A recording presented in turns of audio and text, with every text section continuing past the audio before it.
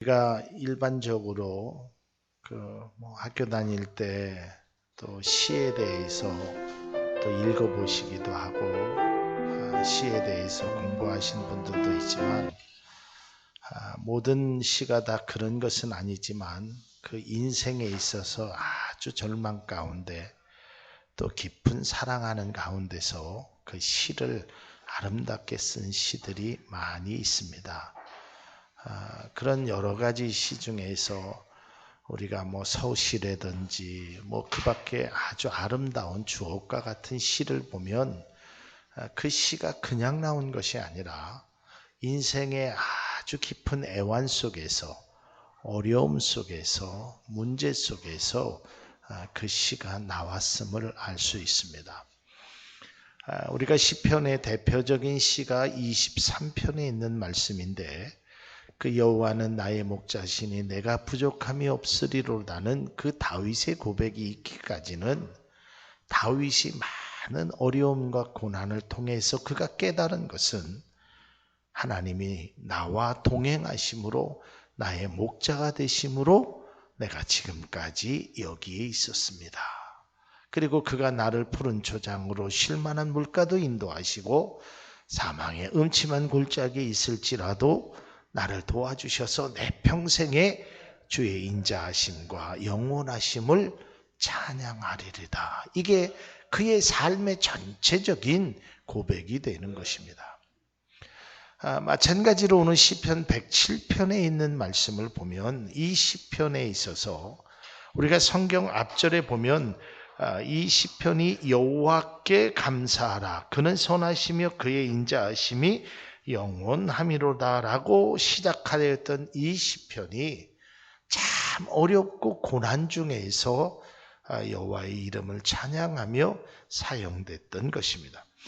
오늘 특별히 본문 4절 시편 107편 4절의 말씀을 보면 그들이 광야 사막길에서 방황하며 거주할 성읍을 찾지 못하고 줄이고 목이 말라 그들의 영혼이 그들 안에서 피곤하였도다 그럽니다. 오늘날 우리 사회를 피로사회라고 얘기합니다. 어린아이도 피곤하고 나이가 연세가 지극히 드신 분들도 피곤하고 돈을 많이 가진 사람도 피곤하고 돈이 없는 사람도 피곤하고 또 능력이 많은 사람도 피곤하고 능력이 없는 사람도 아주 그래서 이 모든 사람이 피곤에 젖어 있는 사회라고 이야기합니다. 오늘 시편 107편에 있는 말씀 속에서도 보면 많은 사람들이 당시에도 이 피곤함 때문에 좌절하고 어려운 일들이 있었다는 것입니다. 자, 오늘 성경 말씀에 보면 뭐라고 시편 기자가 얘기하냐면 인생의 큰 풍랑을 만나게 되었다라고 기록되어 있습니다. 우리가 미리 어떠한 일이 이루어질 것인가를 알면 조금 그래도 대처하는 것이 좀 쉬울 수 있습니다. 그리고 내 능력으로 좀 해결할 수 있는 일이 있으면 조금 더 쉬울 수 있을 것입니다. 근데 문제는 이 미래에 대한 불확실성이 우리에게 있다라는 것입니다. 왜냐하면 환경이 아주 급변하게 변하고 있습니다. 또 우리가 사람과의 관계에서도 마찬가지입니다. 좋았던 사람이 싫어질 수도 있고 싫었던 사람이 좋아질 수도 있고 그래서 나를 힘들게 하는 사람도 있고 나를 사랑하는 사람도 있습니다. 또 물질도 그렇습니다. 내가 이렇게 계획해서 1년이 지나면 요만큼 돈을 모으고 몇 년이 지나면 이런 생각을 하지만 그것 또한 내 마음대로 되지 않는 경우가 많이 있습니다. 그래서 오늘날 많은 사람들이 이 불확실성의 시대를 살아가고 있다고 합니다.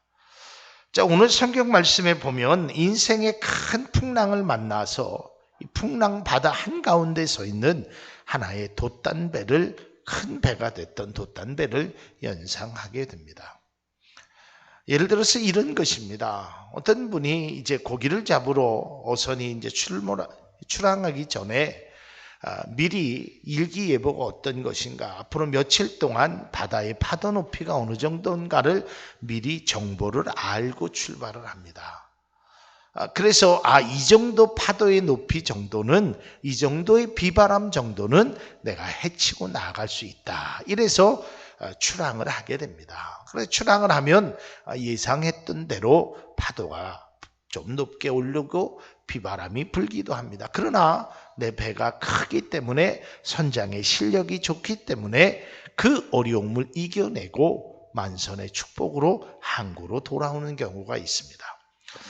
그런데 내가 들었던 일기예보와 달리, 내가 생각했던 것과 달리 파도가 높이 올라치고 바람이 거세게 불고 또한 비가 억수같이 오면 이것이 우리에게 참 어려움이 있는 것입니다. 내가 대처할 수 있는 능력의 한계점에 도달하게 되는 것입니다. 그것이 오늘 성경은 이렇게 기록되어 있습니다. 오늘 성경에 풍랑을 만난 사람들을 뭐라고 하냐면 27절에 보면, 시편 107편 27절에 보면 그들이 이리저리 구르며 취한 자같이 비틀거리니 그들의 지각의 혼돈 속에 빠지는도다 그랬어요. 그러니까 이렇게 노력을 해보고 저렇게 노력을 해봐도 잘 안 되는 것입니다. 그래서 결국은 모든 것들을 하다가 이제 손을 놓는 것입니다. 넋을 놓고 있다라고 표현하죠. 넋을 놓고 있는 것입니다. 우리가 할 수 있는 능력의 한계를 벗어나면 결국은 우리는 기브업을 합니다. 포기를 합니다. 좌절을 하게 되고 낭망을 하게 되는 것입니다. 오늘 성경에 이 시편의 기자가 말하는 것처럼 큰 풍랑이 올라있는데 어떤 풍랑이 일어났냐면 26절에 보면 그 풍랑이 바다의 물결이 하늘로 솟구쳤다가 깊은 곳으로 내려가나니 그 위험 때문에 그들의 영혼이 녹는도다 그랬어요. 한번 생각해 보십시오. 파도가 2m, 3m만 쳐도 굉장한 파도인데 그 파도가 하늘 높이 솟았다가 저 바다 깊은 곳으로 사는 그러한 큰 파도, 내가 감당할 수 없는 큰 파도를 살아가게 되면 인생들은 기진맥진합니다. 처음에는 내 능력으로, 내 힘으로 살아보려고 하였지만 잘 안 되는 것입니다. 오늘 우리 김현구 집사님이 귀한 특송을 해주셨습니다.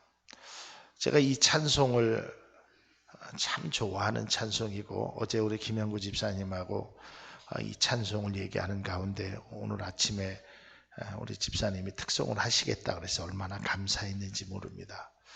특별히 1절 가사와 2절 가사에 보면 이런 가사가 있습니다. 고요한 바다로 저 천국 향할 때 주 내게 순풍 주시니 감사합니다.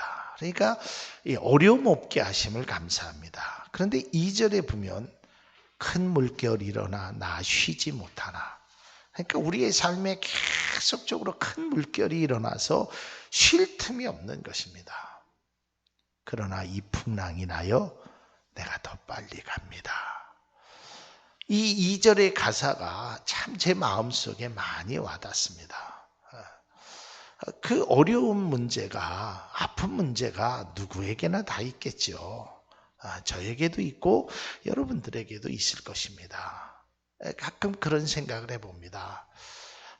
저기 계신 분은 참 행복해 보이는데, 저기 계신 분들은 참 좋아 보이는데 왜 나에게는 이러한 문제가 있을까? 내가 뭐가 부족할까? 내가 뭘 잘못해서 그랬을까? 아마 이런 생각들을 다 가져보게 됩니다. 이제 가끔 저도 뭐 다른 데다가 뭐 비교하는 것이 좋은 것은 아니지만 가끔 TV를 보고 신문을 보고 또 거기에서 목사님들이 와서 설교하는 모습을 보면 때로는 좀 부럽기도 하고 저 목사님은 참 행복하겠다. 근데 나는 거기에 비하면 아주 초라한 것 같았어요. 근데 나중에 알고 보면 행복해 보이는 것뿐이지 그분 또한 여러 가지 고통의 문제로 아파한다는 사실을 나중에 알게 되었을 때 인생이란 그런 것이구나. 나에게만 문제가 있는 것이 아니라 모든 사람들에게도 다 그러한 문제가 있는 것이구나라는 것을 발견하게 되었습니다. 우리 모두가 27절에 나와 있듯이 문제 앞에 휘청거리고 비틀거릴 수밖에 없습니다. 우리의 문제가 내 힘으로 내 능력으로 해결될 수 있다면 얼마나 좋겠습니까?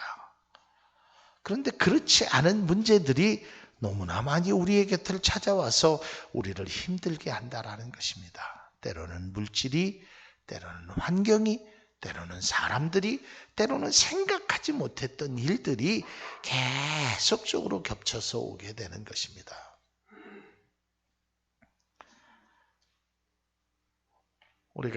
저도 아침에 일어나고 또 한 주간의 계획을 나름대로 세워봅니다. 월요일은 이 일을 해야 되고 화요일은 이렇게 하고 또 하루에 이렇게 해야겠지. 근데 그대로 되는 날이 별로 없었던 것 같아요. 갑작스럽게 무슨 문제가 생기고 갑작스럽게 일이 생기고 갑작스럽게 변경할 수밖에 없는 이런 것이 우리의 인생입니다. 자, 그렇다면 우리는 이 고통 중에 무엇을 해야 할 것인가라는 것입니다.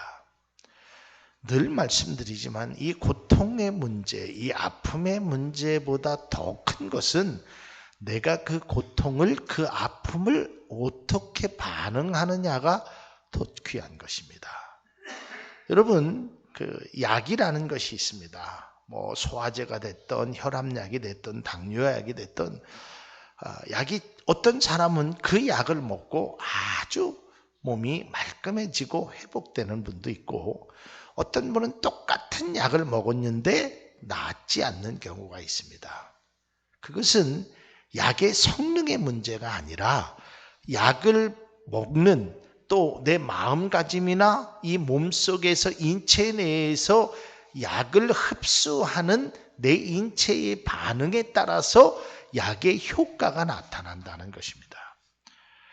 이것도 마찬가지입니다. 우리가 문제가 크느냐 작으냐 이거보다 더 중심에 서야 될 것은 문제를 내가 어떻게 바라보느냐, 이 문제 속에 내가 어떠한 위치에서 어떠한 생각 속에서 자리 잡고 있느냐, 이것이 더 귀한 것이고 더 중요하다라는 것을 우리는 알아야 하는 것입니다. 그래서 우리는 문제 앞에서 오늘 성경이 어떻게 해야 할 것을 말하고 있습니다. 오늘 성경 말씀을 보면 이렇게 말하고 있습니다. 28절에 보면 이에 그들이 그들의 고통 때문에 여호와께 부르짖었다라고 기록되어 있습니다. 사랑하는 성도 여러분, 모든 사람이 고통에 있다라고 얘기했습니다. 그 고통 중에 가장 먼저 우리가 해야 할 것은 하나님께 기도해야 될 줄로 믿습니다. 사랑하는 성도 여러분, 여러분들이 처해 있는 모든 어려움, 환경, 이러한 것들을 기도로 이겨낼 수 있기를 바랍니다. 기도해야 하는 것입니다. 기도하지 아니하면 우리는 비틀거릴 수밖에 없는 인생이고 허탈하며 허우적거릴 수밖에 없는 인생의 삶을 살아갈 수밖에 없다라는 것입니다. 한 주간 동안 우리가 깨어 기도하자라는 제목으로 특별 새벽 기도회를 했습니다. 오늘 강신호 안수 집사님 기도하셨듯이 한 주간의 특별 새벽 기도회로 모든 것이 끝나서는 안 되는 것입니다. 우리가 기도해야 되는 것입니다. 기도하지 않고는 우리의 휘청거림의 문제를 해결할 수 있는 일이 아무것도 없습니다. 그래서 성경은 이렇게 말하는 것이, 기도하지 않는 것도 죄라라고 말하고 있습니다. 왜냐하면 하나님을 의지하지 않기 때문에 그렇습니다. 그러니까 우리가 우리의 삶 속에서 하나님 앞에 나의 문제를, 나의 고통을, 나의 풍랑을 하나님 앞에 기도해야 하는 것입니다. 오늘 본문 28절에 그들이 여호와께 부르짖음에 그가 그들의 고통에서 그들을 인도하여 내시고 광풍을 고요하게 하사 물결도 잔잔하게 하시는도다. 사랑하는 성도 여러분, 오늘 귀한 말씀처럼 여러분들이 그 어려움에 고통에 눈물을 흘리고 있을 때 기도함으로 하나님께서 여러분들을 인도하여 내시고 광풍을 고요하게 하며 물결도 잔잔하게 하는 하나님의 큰 축복이 여러분의 가정의 삶에 있기를 주님의 이름으로 축복합니다. 그러니까 이 고난의 문제가 결국 계속적으로 말씀을 드리지만 나쁜 것만은 아닙니다. 우리가 아프다는 것이, 문제가 있다는 것이 꼭 나쁜 것만은 아닙니다. 이런 재미난 이야기가 있습니다. 예수님께서 12제자를 훈련시키면서 이런 명령을 하십니다. 얘들아, 이제 조금 지나면 너희들이 작은 개울을 하나 지날 건데 그 지날 때 그냥 빈손으로 지나지 말고 각자 취할 수 있는 돌을 하나씩 들고 개울을 건너야 된다라고 이야기합니다. 그리고 그 취사 선택은 너희에게 있는데 가능한 좀 무거운 돌을 좀 들었으면 좋겠다. 이렇게 예수님이 말씀하셨다고 합니다. 이때 12제자들 가운데 어떤 사람은 예수님의 눈치를 보고 손에 조망만한 돌을 쥐기도 하고, 어떠한 사람은 예수님이 좀 큰 돌을 쥐라고 하셨는데 그 이 의미를 잘 몰라서 그보다 더 작은 돌을 들기도 했다고 합니다. 이때 베드로는 그래도 예수님의 말씀이니까 자기가 들을 수 있는 아니 좀 힘에 좀 붙이는 큰 돌을 들고 갔다고 합니다. 이때 사람들이, 제자들이 그 베드로를 보면서 에이 바보 같은 사람, 그 뭐 적당하게 들지 그 뭐 무거운 거를 그렇게 힘들게 들고 가나 찌찌찌찌 했다고 합니다. 근데 개울을 가니까 생각지 않게 개울물이 굉장히 세게 내려가는 것입니다. 이때 작은 돌을 든 사람도 그 개울을 건너지 못했습니다. 또 조금 큰 돌을 든 사람도 개울을 건너지 못했습니다. 그러나 무거운 짐을 든 그 베드로는 전체가 무겁기 때문에 물에 휩쓸리지 않고 개울을 건넜다는 이야기가 있습니다. 뭘 말하는 것입니까?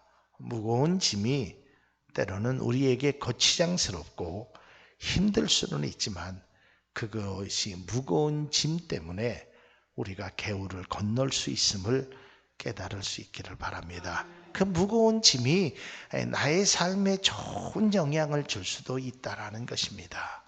힘들고 지칠 때마다 하나님을 바라봐야 됩니다. 근데 중요한 것은 여러분이 무거우냐 가벼우냐가 중요한 것이 아니라 여러분의 그 무거운 짐이든 가벼운 짐이든 어려운 환경이 절대로 여러분들의 삶에 걸림돌이 되지 않기를 바랍니다.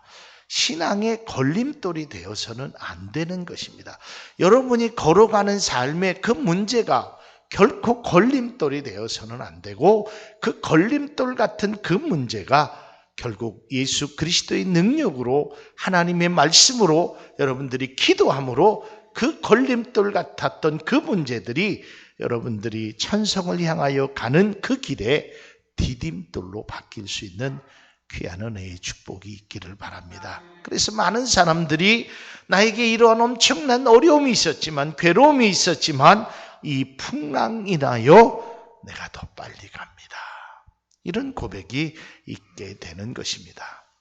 그리고 오늘 본문 말씀을 통하여 우리가 꼭 깨달아야 될 것이 있습니다. 그것은 바로 오늘 본문 30절에 이렇게 기록되어 있습니다. 그들이 평온함으로 말미암아 기뻐하는 중에 여호와께서 그들이 바라는 항구로 인도하시는도다. 여러분들이 풍랑의 바다에서 소망의 항구, 구원의 항구, 축복의 항구로 하나님께서 인도해 주신다는 것입니다. 이때 우리가 해야 할 일이 꼭 한 가지가 있습니다. 오늘 성경을 다시 한번 읽기를 원합니다. 31절과 32절의 말씀을 함께 읽겠습니다. 같이 읽습니다. 여호와의 인자하심과 인생에게 행하신 기적으로 말미암아 그를 찬송할지로다. 백성의 모임에서 그를 높이며 장로들의 자리에서 그를 찬송할지로다. 이게 무엇입니까? 하나님께서 나에게 행하신 기적으로 말미암아 내가 찬송하리로다.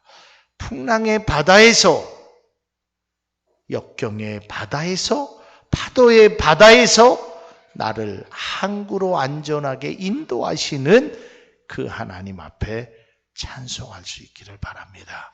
그 하나님 앞에 감사할 수 있어야 하는 것입니다. 그래서 우리의 삶에 하나님께서 이러한 은혜를 주셨음에도 불구하고 우리가 그 은혜의 의미를 제대로 깨달지 못하고 살아가는 사람들이 많이 있습니다. 저 새벽기도 끝나고 잠깐 이렇게 글을 읽는데 이런 말씀이 있습니다. 저는 농사를 잘 질 줄 모르는데 이런 얘기입니다. 논에 물이 가득 차 있으면 벼가 쑥쑥 자라고 결실을 많이 맺을 거라고 사람들은 생각한다고 합니다. 그런데 논에 물이 많다고 해서 논이 잘 자라는 것은 아니라고 합니다. 때로는 비어 있을 때도 있고 때로는 찰 때도 있어야 그 논이 건강하게 잘 자란다고 합니다. 무엇을 이야기합니까? 여러분의 삶에 항상 행복한 일만 가득하다고 해서 여러분이 결코 행복하지 않다는 것입니다. 그러니까 우리가 문제가 있으면 아픔이 있을 때마다 하나님 앞에 기도하십시오. 그러면 그 하나님께서 여러분을 풍랑의 바다에서 소망의 항구로 인도해 줄 줄로 믿습니다. 그것이 우리의 믿음의 고백이 되어야 합니다. 그것이 바로 우리의 신앙의 고백이 되어야 합니다. 극심한 시련을 이겨내고 항구에 도착했을 때 그 감격과 기쁨이 어떠하겠습니까? 그 감격을 숨김없이 하나님 앞에 찬송하십시오. 그 감격 속에서 하나님이 여러분들을 더 큰 은혜로 사용하실 것입니다. 사랑하는 성도 여러분, 어떤 풍랑을 지금 만나고 계십니까? 또한 여러분의 인생의 항해를 방해하고 있는 파도가 있습니까? 또한 계속적인 악순환으로 기진맥진하고 있지는 않습니까? 그리고 내가 지금 아무것도 할 수 없다고 주저앉고 있지는 않습니까? 아니, 할 수 있는 것이 있습니다.